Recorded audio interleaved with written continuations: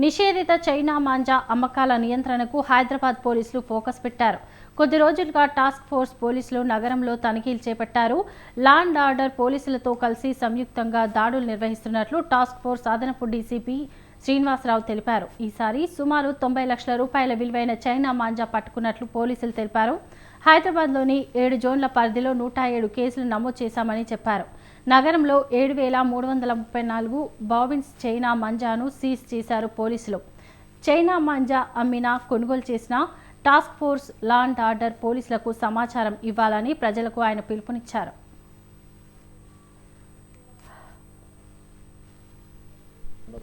Kites flying దానికి సంబంధించి Chinese manja use చేసిన లంగరాజ్ దగ్గర ఉన్నటువంటి ఈ చైనీస్ మాంజా వలన ఒక ఆర్మీ జవాన్ చనిపోయిన సంగతి మీ అందరికి తెలిసిందే. సో ఈ చైనీస్ మాంజా దుష్ప్రభావాల గురించి కూడా మీకు తెలుసు. ఇవి మన జంతువులకు, పశుపక్షాదులకు, మనుషులకు, తర్వాత వాతావరణానికి కూడా ఇది బయోడిగ్రేడబుల్ మెటీరియల్ తో చేసింది కాదు కాబట్టి వాతావరణానికి కూడా హాని, పర్యావరణానికి కూడా చాలా హాని చేకూరుస్తుంది కాబట్టి దీన్ని ప్రభుత్వము బ్యాన్ చేసిన సంగతి తెలిసిందే.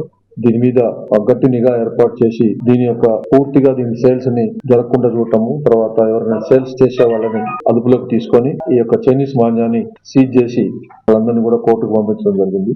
దీంట్లో దాదాపుగా 7,300 మాంజాస్ మనము సీజ్ చేయడం జరిగింది. ఇవన్నీ కూడా వర్త్ కూడా దాదాపుగా 88 లక్షల వర్త్ మెటీరియల్ ని మనము స్వాధీనపరచుకోవడం జరిగింది. ఈ యొక్క సంక్రాంతి పండుగ సందర్భంలో కైట్స్ ఫ్లయింగ్ దానికి సంబంధించి చైనీస్ మాంజా యూజ్